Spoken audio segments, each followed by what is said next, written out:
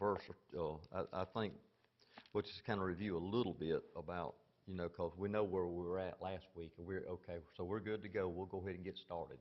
Um, so we're picking up in 27, but I think we'll just kind of review a little bit. We know that they had that the disciples had gathered, and Jesus did appear to them, and they witnessed all of this. But we know that Thomas was not there, and we always hear about old doubting Thomas. And it was on the first day of the week. First day of the week, that's right. So there you go, that first day of the week. So that shows you the significance there of the first day of the week. In another way right there, God really works, in other words, things are in order. He sets those things in order. But we see that Thomas wasn't there, and we know that, see verse 25, they were saying that, telling Thomas that, when he wasn't there, it says, the other disciples therefore were saying to him, we have seen the Lord, but he said to them, unless I see his hands, in his hands the imprints of the nails, and put my finger into the place of the nails, and put my hand into his side, I will not believe. So we can see that, I know we're reviewing a little bit there. And then, of course, verse 26, we go into verse 26 there, we see that after 8 days again, his disciples were inside, and Thomas was with them, and then Jesus did appear. He came back, yes. Going back to 25, where Thomas says he wouldn't believe unless he saw. Uh, there's a lot of people today that say the exact same thing. We won't believe unless we see, and it's all by faith, not by sight. It's all by faith, not by sight, and we have to, like I say, we have to kind of, as I said, as we walk daily, we have to look for God. We have to see He is active in our lives, and we have to look for Him these things. And just as the indictment of the Gentiles there, as we read, as we've studied before about, they saw the Jewish nation going about their business and worshiping God, but then they saw nature and saw all of these things of God's creation, and they still didn't recognize God. They were going about everything else, but what they should, but worshiping God, and so it should be. But and we call him doubting Thomas. But then again, let's just go into this a little bit, and before we go into that, and I think, like you said, we've said before, I think Thomas does get a bad rap on this to a certain extent. So we know that Jesus came back. Verse 26, that's where we had left off. And the doors were shut, and Jesus came into their midst, even though they were sealed off and the door was shut. Jesus came into their midst and said, "Peace be with you." So if we pick up there in verse 27, we'll just start back here tonight. Joy, read 27. Then he said to Thomas, reach your finger here and look at my hand, and reach your hand here and put it into my side. Do not be unbelieving, but believing. So, and I think this was mentioned last week. I know we're starting here, but I think we already touched this last week. I just wanted to bring it back up. Is you see what Jesus said to Thomas? The exact thing that Thomas said, unless he did, he wouldn't believe. Jesus repeated that to him exactly. In other words, reach your finger here and see my hands. In other words, put your finger in those, just like he said it, unless I do it. So that Jesus is telling him, I know what you said, In other words, and they should already know that Jesus would know, but he's giving him that reminder. Anyway, nursing them along a little bit more. Even though Jesus already died and came back, he's still being of comfort to them and help pushing them along a little bit. And we'll see this as we go into chapter 21. There's some things there we're going to bring out talking about what we're talking about. Yeah, one thing I noticed, Jesus in some other places earlier on in the ministry, he would ask them, "Where's your faith?" Here, Jesus doesn't rebuke him or ask him, "Where's your faith?"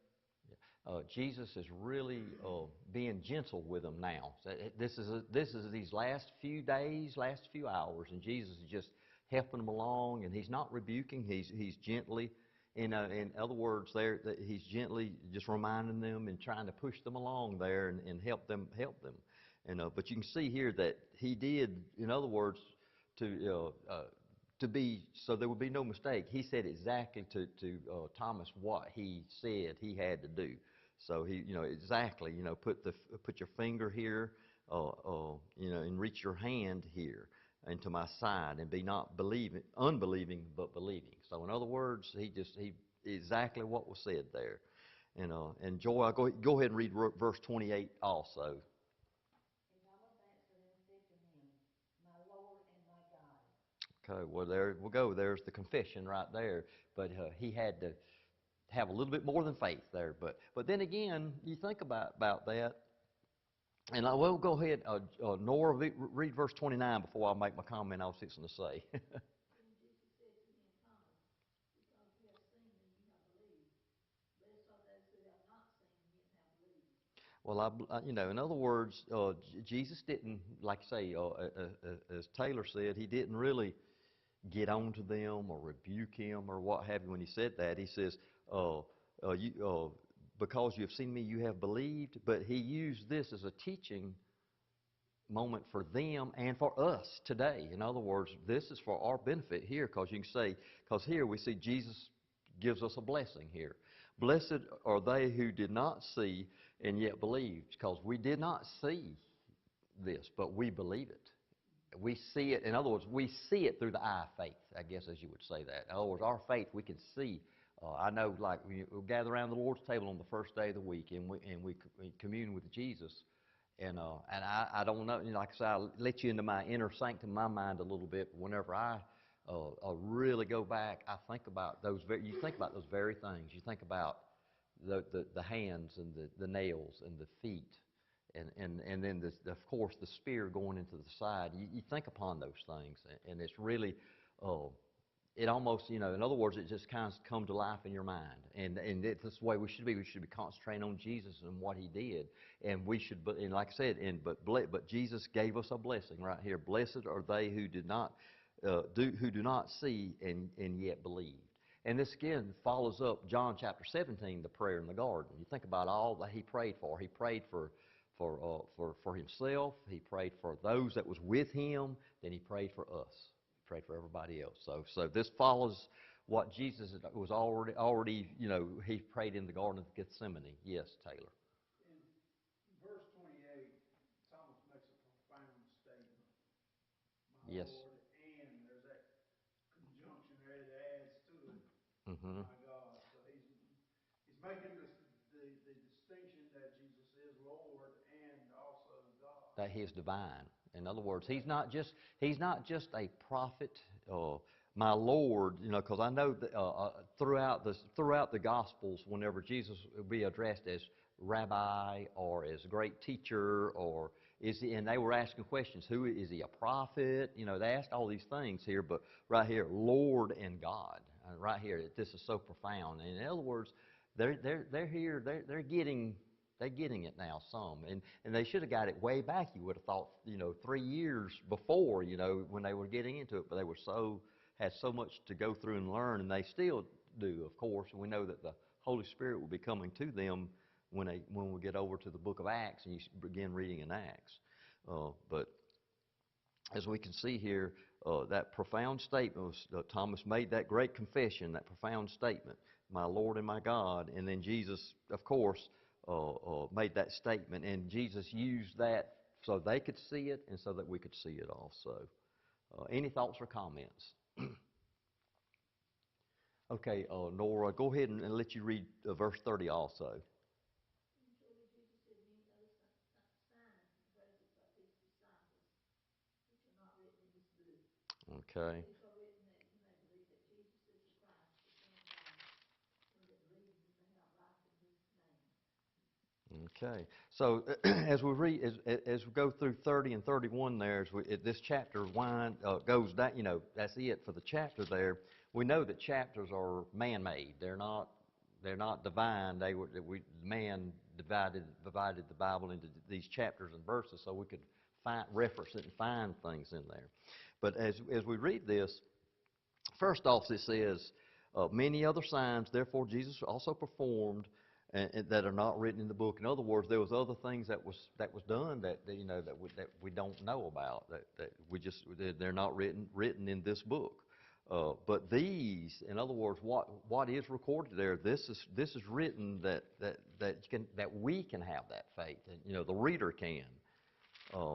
That Jesus is the Christ, the Son of God. That great confession again there, as Thomas gave there, being Lord and God, and that believing you may have life in His name. So in other words, it's just a blessing there through that faith, that belief. But and I was just reading up on this, studying, preparing. Doesn't this sound like the end of the book right here? I mean, these 2 or 3 verses, that sounds, and when you read it and all, it says, you think, well, that's winding the book up. But then we go to chapter 21. We got another chapter to go through. So, what do y'all think? What do y'all think is going on here? I mean, why was it written like this? God's word is divine. There's a reason. Now, what do y'all think about this? Why would you have these couple of verses here, kind of like a ending to the letter, and then we got chapter 21. What do y'all think? I think it links back to 29, where it tells Thomas, blessed are those who have not seen and yet have believed. Mm-hmm. And then John, it seems like he's saying, hey, Jesus did a lot more than What's written here, and then like I say, he did that, and then kind of like a wind down or whatever. But then we've got a little bit more, and I'm thinking this is God breathed, the Holy Spirit put these words down. So I believe there is a purpose for chapter 21, and I think that purpose is, and it's got so much important information in chapter 21. Do you think in verse 30 where it says, and truly did many other signs in presence of His disciples which are not written in this book, do you think that means like just His disciples? Because those disciples were in a closed room. And do you think it's talking about like right then He did things, signs in the like just in front of His disciples and not like out in public everywhere? Well, that's just to say, in the present, that makes you. If you go in order of this, you would think it's that like after His resurrection, in presence of the disciples there, because these things He was. And we know that from other Gospels that He appeared to over 500 at one time. Jesus, I believe it's written. So He did appear to more than just the disciples and other things. But right here, He's describing the disciples. So I can't tell you whether it's just right here or if it's like in general, because He did a lot of things in presence of disciples. But He did things during His life. He did things that everybody could see, not only His disciples. And then even after His resurrection, He still appeared to others beyond the disciples. We know that very much so. But I believe, and that's going to kind of go back to what he's saying to the disciples right here. John is in verse 30, the disciples. And what I'm saying is chapter 21. This just shows the love of God. In other words, it's just this is the exclamation point to the end. It kind of like is what I want to say to that. It's not like it was, because there's some people, I was reading this, and they said that some people claim that somebody might have wrote this in after John did. I mean, John wrote the book, and that was the end, and then this was added later. But I don't think so, because even it says here, even as we get into the scripture here, and we'll be reading a little bit, again it says that the disciple that Jesus loved. I mean, same reference is used in this. So John wrote this also. I mean, there's no evidence saying otherwise. John wrote this, but this is kind of like an exclamation point to the end of this letter, this book, this gospel. I like the book of John. If you really want to see the compassion side of Jesus, Mm-hmm. read John. Well, I was just to say, John chapter 21, what is the purpose of this last chapter? Since you said that and you had the answer in you just commented on, what's your answer? What's the thrust of of chapter 21? I would have to say, gathering them back together and telling them, hey, To get out and yeah, feed his sheep. Yes. Teach others. Yes, but how did he gather? Yeah, he did that, but what did he have to do first? He gathered them back. How did he gather them back together? What did he do? I mean, I'm just the Had food on the right, but this right this is the to me I'll just say it. This is the chapter of forgiveness, the chapter of reunification, as you said, bringing them together, and that's what I say forgiveness. But think about what Peter had done. Peter really fell, and then he wept bitterly. He went back fishing. But now he's still, but Jesus is just one, this is one more opportunity Jesus has to pull him in and build Peter up, because you know that in just a few days what Peter's going to do. He's fixing to plant the church. In other words, the first gospel sermon on the day of Pentecost. So this is one more interaction here for Peter's benefit specifically. I'm thinking, because this a big part of this is talking about is about Peter, their interaction, and then you go on down. There's other things here as well that ties in, but basically Peter's forgiveness, Jesus forgiving Peter, and Jesus building Peter back up. and that yeah, that there again it shows compassion The compassion, of Jesus. Jesus and the love and Peter. Of course, he had the Holy Spirit come upon him, but before that, that really boosted Peter emotionally. Give him that boost. That's right. Yeah. That's right. He denied Jesus 3 times, but then Jesus told him 3 times, asked him 3 times, if you love me, feed my sheep. If you love me, feed my sheep. That's right. In other words, he was giving Peter that forgiveness, but he was also in this building them up. He was giving them that charge as well. So he didn't want to just.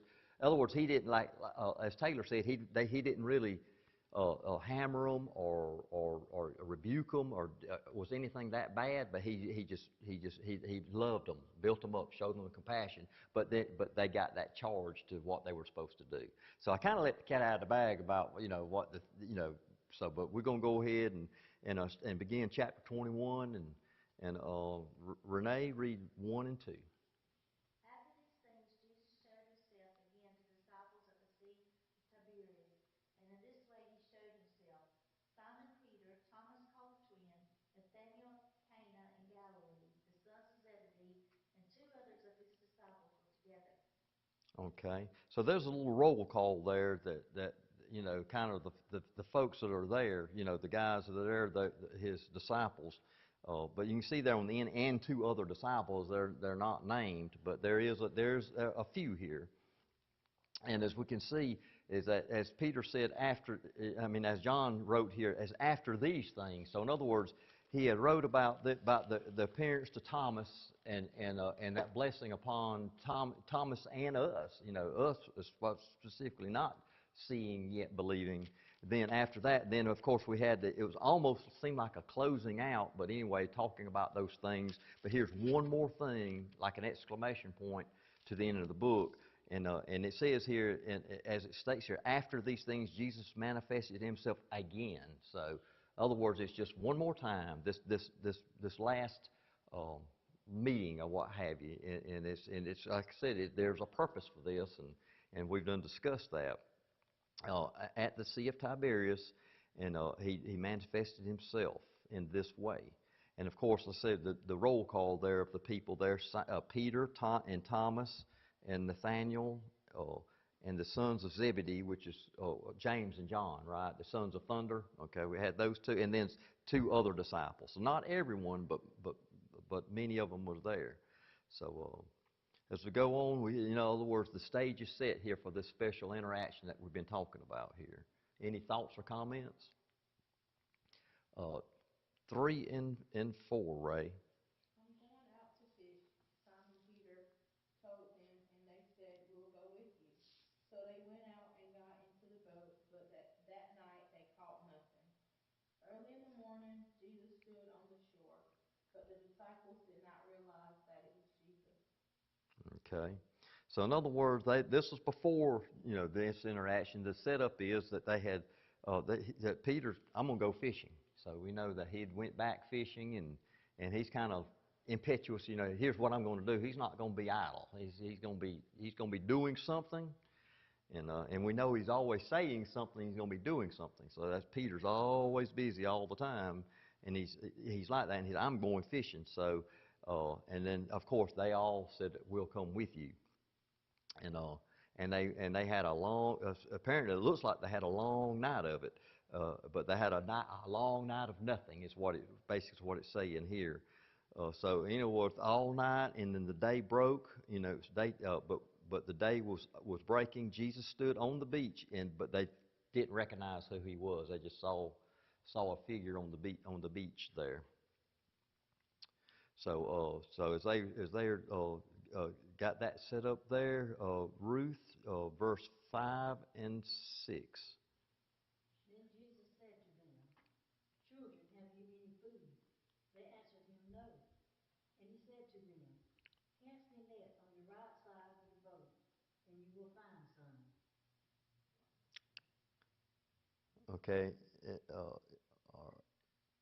See, and then I think the rest of verse, I believe mine shows the rest of verse 6 is they cast therefore, then they, Yeah, okay. I didn't read it. So Mm-hmm. they cast, and now they were not able to draw it in because of the multitude of fish. Okay. So in other words, 5 and 6 there. What's the first word that Jesus says calls out to them from being a they can't recognize him. What's the first word he uses? Children. So this is what we're talking about. In other words, it's a term of endearment. Term of endearment there. They didn't know who he was, but he's already speaking kindly to them, as you would say.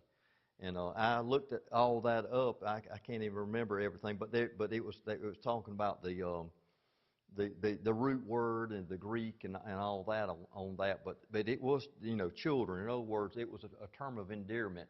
As like kids, like you say, kids, y'all hadn't caught anything during last night or what have you. You could just imagine that. In other words, it was a term of endearment. It wasn't like he wasn't making fun of them or anything like that. It was so that goes to show you that the compassion. Jesus' first word is compassionate. So you can say that, and of course, and they answered him no, and then in this, you think about the beginning, back in the beginning of the Gospels, whenever one of the first interactions. Remember that they had been all night fishing. And Jesus told them to do this very thing, to put the nets on the other side of the boat. And then they said, "Don't." They says, "We've been fishing all night," but they went ahead and did it. And of course, they had to catch. So it makes you wonder if they were getting an idea of what was going on already, because this is a repeat of something they've already been through. Yeah, the first time, they had to call the other boats in to help them. They had to call the other boats in. That's right. Um, there were so many fish. This time, it makes you think, are they thinking back on that experience, and did Jesus tell them they didn't balk it this time? Was Jesus kind of having an authoritative voice? He just had compassion for them, calling them children, Right. and So he was a friendly voice. So they didn't recognize him at this point as far as what we're reading here, but they went ahead and followed what he asked for them to do, or what they said. So it makes you wonder about, were they thinking back and remembering, or were they just, "Oh, we'll just go ahead and do it," maybe because they had been it's been what, 3 years basically since that had happened. And they had been through a lot of things in 3 years. So it makes you, did they remember it at that moment, or or not. You know, it makes you wonder about that. But you think they would have remembered it because it was such a traumatic, real important event in their life that's when they were called. Um, so in other words, as we read that, they did. They said, "Cast the net." He said, "Cast the net on the right hand side of the boat, and you will find a catch." And they did it, and they were not able to haul it in. So there you go. You know, a repeat of what had happened to them. So, any thoughts or comments before we move on? I thought about the book of John, First John, Second John, Third John, Mm-hmm. and the first and the second, in First John, the 1 and the number 2, Mm-hmm. in there, he says, "My little children." And in John, seems like in John he calls them children or something like that. Mm-hmm. Jesus, in other words, we're to be Christ-like. Jesus was calling them children when he addressed them. So John, of course, he's up in age by that time, but still he's writing, when he's writing the letters, he's using the same terminology, because he's an elder person now, an older person to be an example or what have you. But yet he's using that same terminology, being Christ-like, being Christ-like. That is right, exactly. It all falls into place. So, is any thoughts or more thoughts or comments? We'll go to 7 and 8. Miss Dorothy.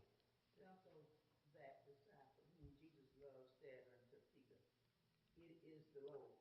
Now when Peter heard that it was the Lord, he gripped his fisher coat unto him, for he was naked, and did cast himself into the sea. And the other disciple came in a little ship, for they were not far from land, but as it were 200 cubits dragging the net with fishes. What a sight to see. Can you imagine seeing that? You just in your mind's eye, seeing this going on right here. Because it must, in other words, whenever all this happened, if they wouldn't recognize it at the moment, then of course, as I said earlier about who wrote this part, what have you, the disciple, therefore, whom Jesus loved, said to Peter. So we know that was John. That's that same terminology. That's John. John said to Peter, "It is the Lord." And Peter, we just talked about how Peter's always impetuous. Peter. He's not going to be slacking. He's going to be fishing. He's going to be doing something. He's going to be saying something. So we can see what Peter did.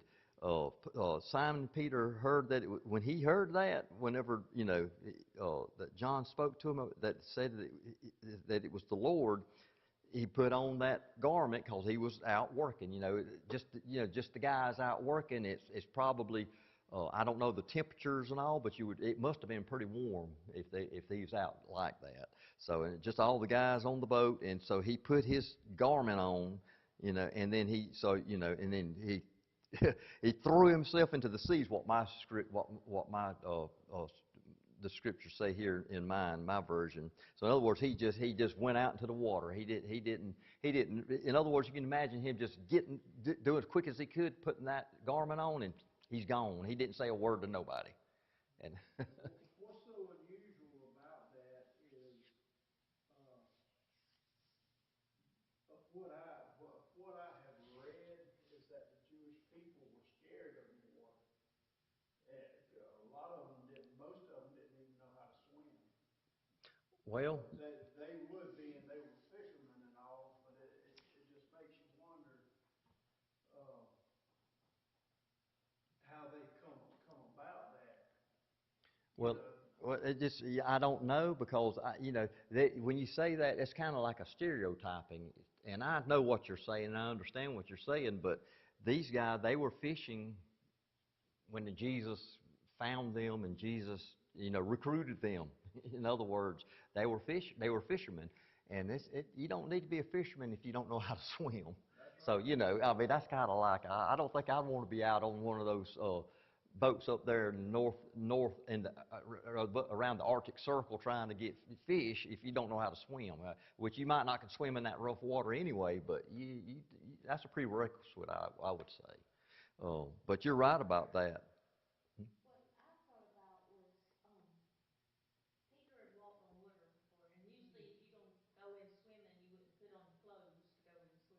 And so I wonder if Peter is the Lord. Oh, I'm Well, going to him. Well, the thing about that is, and I've thought, I've just thinking about it now, is it's probably a looser fitting outer garment. I mean, I don't know how, or maybe he sashed it, but he don't want to. In other words, he's in the privacy of his work cohorts, as you would say. You know, the guys are out there and they're working. Well, he's stripped down and he's doing his thing.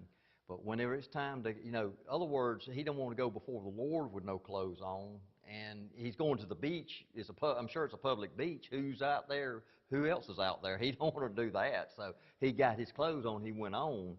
But I don't think he planned on walking on the water. But we know Peter wasn't scared of the water. And well, he's scared of those waves during that storm. But like I said, I think these guys, they had been around the ocean, around this water so long and fishing. I think it was part of their everyday life.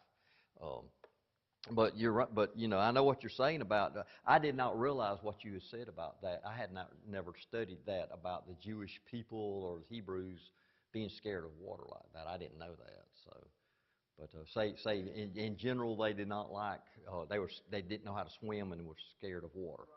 I didn't. That's a little. Kind of unusual. I mean, Yeah, that is something. I'm going to look that up and try to, do the little research on that. But that is interesting there.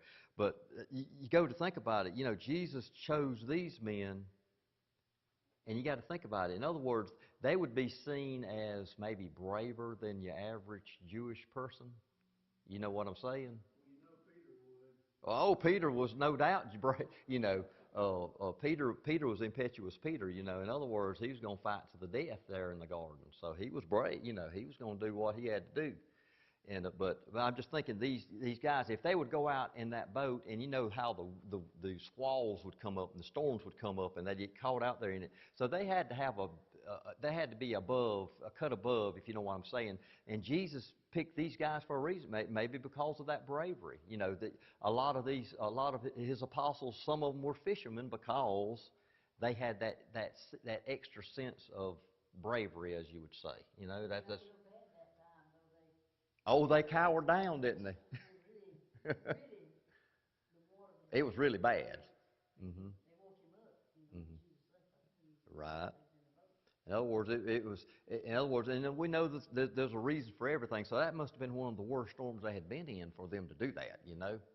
And of course, it's there for a reason. It's recorded. We know that Jesus commanded the waves to be still, and that just that's for us, an example for us. That those storms of life, that He will command them waves to be still. So, but that is interesting. I did not realize that. But maybe that He chose some fishermen, because they had that extra sense of bravery, as you would say. They would go out and maybe be more brave than others would have. See, we did read verse 7, right? Okay. And verse 8 as well, right? So verse 8. But the other disciples came in the little boat. So we can just imagine that little boat coming along there, and they were kind of struggling there, but about 100 yards away, dragging the net full of fish. So they were trying their best to get to the shore also, but they had a big catch of fish they were dragging along with them. And that was probably pretty heavy on that little boat. You can imagine, like I say, in the first episode, the first time when they were called, the other boats come in to help them. They didn't have any help this time. They just drug that, all that weight was coming along with them there. So you can just imagine that was a sight to see. Peter getting his outer garment on, jumping in the water, swimming, and then leaving them to have to bring the boat in. He was ready to go see the Lord. He wasn't worried about that boat or the fish. But they were trying to bring that boat in with all of the fish there. Any thoughts or more thoughts or comments? All right, 9 and 10, Shanita. As soon then as they were come to land, they saw a fire coals there and fish laid upon and bread. Jesus said unto them, bring the fish that ye have now caught. So right there we can see that Jesus is prepared. Everything is always, and God is always prepared. In other words, you think back to Abraham, when he took Isaac up on the mountain, and what Abraham was called to do. And he raised the knife, but his hand was stayed because God provided. God provided that ram in the bush when he looked up, and there he was. And God provided Jesus Christ. And here, God the Son, He provided. They had everything was already laid out there. The charcoal fire laid, and and fish placed on it, and bread. So everything was there. And you can just, God provides. And here is God, Jesus provides, and it's there for them. And Jesus said to them, bring some of the fish which you have now caught. So some of the fish there, that, in other words, they worked for, it was part of the catch. Of course, Jesus caught them fish for them, but they brought those fish in. Now some of the fish that you brought, along with these fish that's already here, that I supplied here, you bring some of these fish, some more of these fish that you have that I supplied. In other words, just bring them there. And I've heard Tim talk about this, and you know that the human condition, the human beings, we're by sight and smell and different, our senses makes us go back in time and makes us have certain feelings and certain memories and stuff. And you can just imagine as they got close to the shore there, and it's according how, if they could smell that fire and smell that fish, and could you remember the times that they shared a meal with Jesus before? Maybe when they fed the 500 and fed the multitudes. They remember these things. It just makes you think about that. Whenever he had all this stuff laid out, and it was just there for them to enjoy, and for them, and like I said, that smell and the vision and seeing it and all, and they can remember the times that they shared so many meals with Jesus and fed multitudes and done those things. So it's just a beautiful thing there. Like I said, this is like I said, just bringing them together and building them up. This is just a beautiful thing, and that's why this chapter's here. It's the exclamation point on this love. John is the apostle of love letter. This is the exclamation point on that. So, if you remember, Jesus, when he went to talk to the multitudes, he had to borrow their fishing boat, and he went out and pushed a little ways, yeah. And when he come back, he told them to take off and cast their nets. Yeah. Mm-hmm. It shows that Jesus, he's not going to be beholden to anybody, and by doing this thing here, he knows he's fixing to tell them, I guess, sort of a thing, because he's fixing to tell them, go out into the world, Mm-hmm. preaching the gospel. Mm-hmm. And it's kind of sort of a, let me do this for you. Mm-hmm. Yeah, in other words, he's being kind. He's doing this for. This is like I said, the exclamation point to me. It's the last thing that This is the end right here. This is getting to it, but he's going to give them that charge. And Taylor, read verse 11, and we'll stop right there.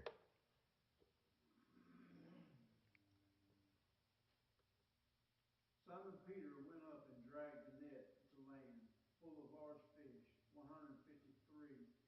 And although there were so many, the net was not broken. Well, how did John count them fish, you reckon? I think the Holy Spirit had them counted, don't you? That or he was counting as he cleaned, I don't know. I don't think so. I think the Spirit put that, gave him that number there, 153, and that makes you think about whenever you talk about that the sparrow doesn't fall, that God knows every sparrow that falls. God knows all of these things. God knows every hair on our head, which I'm getting fewer. Mine's easier to count, but God knows every hair on our head. And but right here, 153, full of large fish, 153, so many, yet the net was not torn. So that shows you there that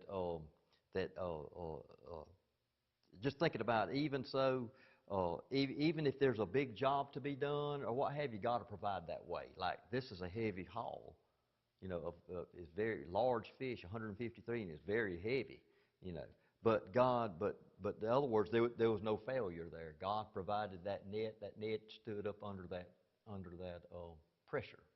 And that I think about that, about church and all.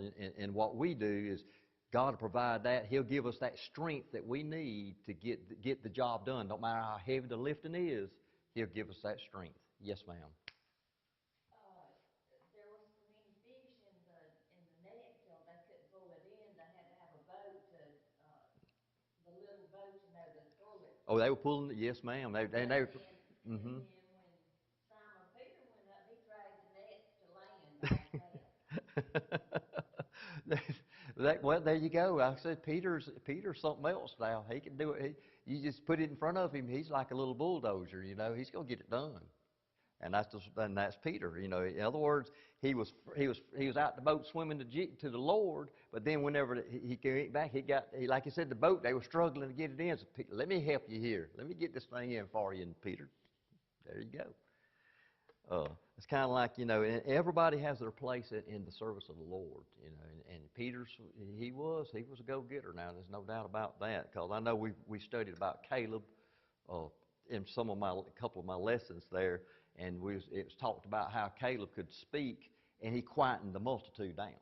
In other words, he could take charge, and Joshua wouldn't as much. In other words, Joshua was more of an executive type or what have you, but Caleb was like the hands-on, he spoke and they quietened off. So in other words, he could take charge, and it really was. But like I said, but like Peter, he kind of do a little bit of all of it. But Peter's, the way he's acting here, no one, we know why. The Lord chose Peter to preach the first gospel sermon. When we get to the book of Acts, and Jesus Christ is preached there on the day of Pentecost, Peter can do it. He's capable of doing this because he's just that strong of a guy. He can do it. So we're gonna try to wind up here. Our time's running close here. So we was 11 there, verse 11. Any thoughts or comments more than we had? And we'll try to go ahead and finish up as it's broke down in my scriptures here. We're going to try to go 3 more verses for tonight, and we'll try to wrap it up for tonight. So, and how I was describing Jesus provides, and, how He provided that fire, and that it was laid out, and to cook, and the fish and the bread and everything. So just keep that in your mind as Kim, if you would like to read 12, just go ahead and read 12. Jesus said to them, "Come and eat breakfast." Yet none of the disciples dared ask him, "Who are you?" knowing that it was the Lord. Okay. Well, that's a little bit puzzling to me, yet it shouldn't be, what have you. But Jesus provided. He'd come and they have breakfast. So He invited them to eat, but none of them ventured to question Him. Who are you? Knowing that it was the Lord. Why what was His appearance? Is what I'm wondering. Right. Was he disguised himself as somebody, or a different look, appearance? Yeah, because we know that when Thomas saw Him just a few verses ago, He said it was the Lord. it is my Lord and my God. And also, here they said it is the Lord. Yeah, it is the Lord. But what was His appearance? Because why would none of the disciples venture to question Him? Who are you? Knowing that it was the Lord. I just don't know why that would be put in. It could be. I don't know. That miracle with the fish that they just caught. That proved it. That confirmed who it. Who he was. That confirmed who He was, because they remember that. I'm sure they went back to the first time there, and they knew who it was. But for whatever reason, it's in here. None of the disciples ventured to question Him. Who are you? Knowing that it was the Lord, because there was no doubt who He was. I just wonder what His appearance was at that point. Was it any different? Was it somehow different because He was nearing the end? Closer to His ascension, going back to heaven. I don't know that, but it's just that why would that be put there? But it was Jesus Christ, no doubt, No doubt. And that might be a point of study. You might want to try to look at that and study that and all. But that was just kind of interesting there. But anyway, Jesus invited them. They know it's Jesus inviting them. Kim, go ahead and read 13 and 14, and that'll be our last verses for tonight. Jesus then came and took the bread and gave it to them, and likewise the fish. This is now the third time Jesus showed himself to his disciples after he was raised from the dead. Okay, well, we do have a count here, so this gives us the count there. So Jesus provided them breakfast, and Jesus, in other words, it looks like Jesus served. You remember, whenever I'm saying this here and reading this, he came and took the bread and gave them, and the fish likewise. It makes me think about the foot washing. You know, whenever he girded himself and he started beginning washing their feet. Here he is, he's serving. Here is God provide. This is God. This is Jesus resurrected, and they know it, and yet he is serving them. He's coming, giving them the food instead of them giving it to Jesus. And over in Acts, it said, talks about in Acts 10, verse 40, 41, said God raised him up, talking about Jesus, on the third day, and showed him openly, not to all the people, but to witnesses chosen before by God, even to us, who ate and drank with him after he arose from the dead. Ate and drank, and we're right here. We're looking at this right here. Ate and drank right here. So. I just looked up what, and now it's going to go off. What was the significance of that? Who are you? And it's just like everything.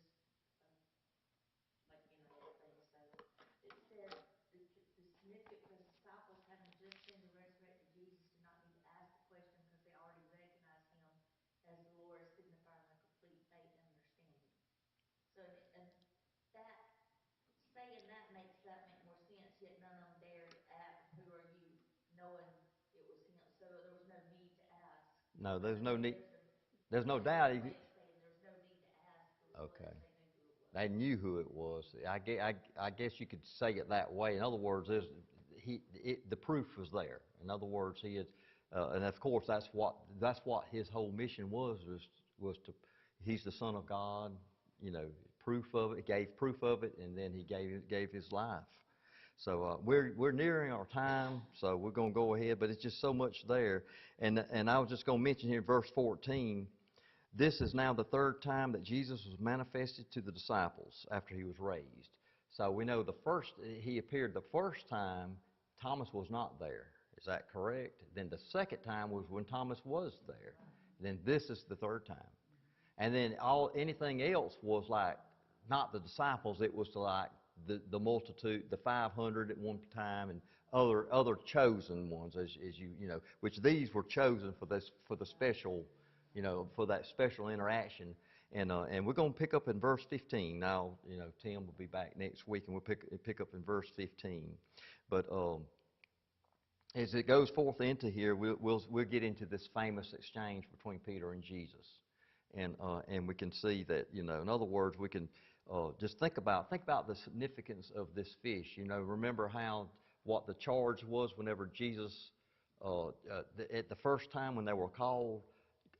Leave your nets, come and follow me, and I will make you fishers of men.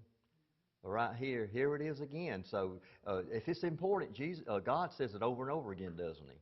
So in other words, here we are. We got another net full of fish. So I think God's, as we said, we know the importance of that. And this is, in other words, at the beginning of their ministry, this happened. At the end of the ministry here, when Jesus, before he returns, it's the net and the fish again. So this is how important being the fishers of men is. It shows you the importance there. That's what it's all about. Not being discouraged or anything from Jesus' dealings with how they were in the beginning and all.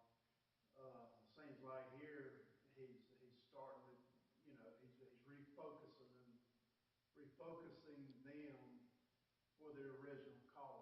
In other words, yeah, in other words, that's exactly right. In other words, they had been through so much. And now, like I said, refocusing. In other words, tenderly.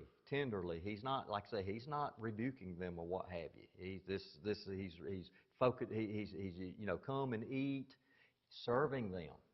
Jesus came to serve mankind. He did. He gave his life, and we're to be like him and to serve our fellow man.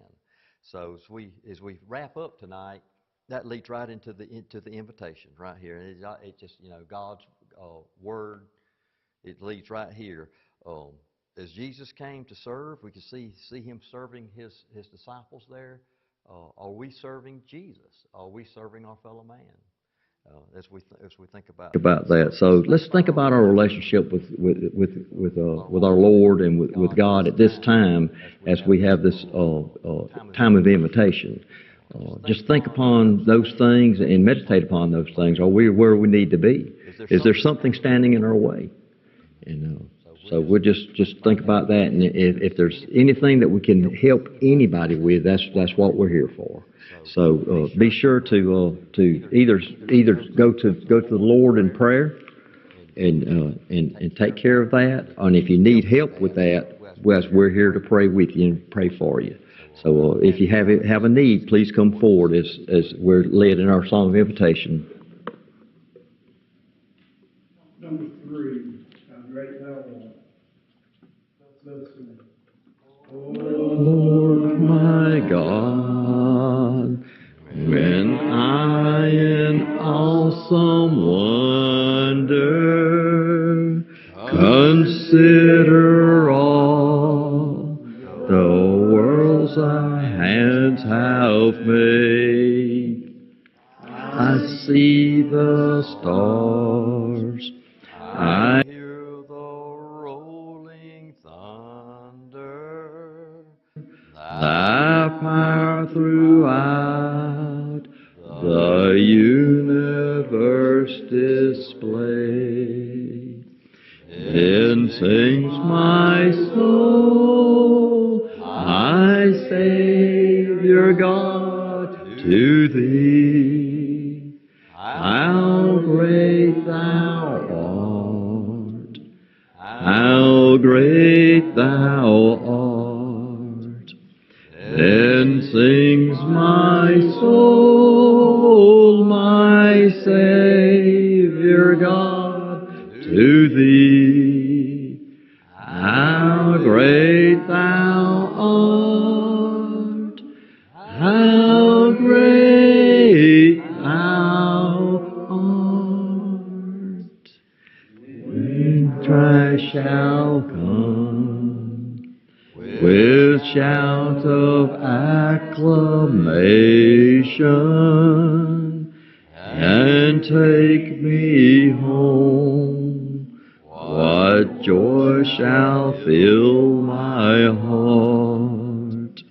Then I shall bow in humble adoration and there proclaim, my God, how great thou art. Then sings my soul, my Savior God, to thee. How great thou art, how great thou art. Then sings my soul, my Savior God, to thee. How great thou art, how great thou art. Amen. Are there any announcements? Then Jean was sick tonight with her allergies. Didn't feel like getting out, so she was staying in. Linda called me this afternoon and she said to announce at church tonight they really need some prayers. Monday,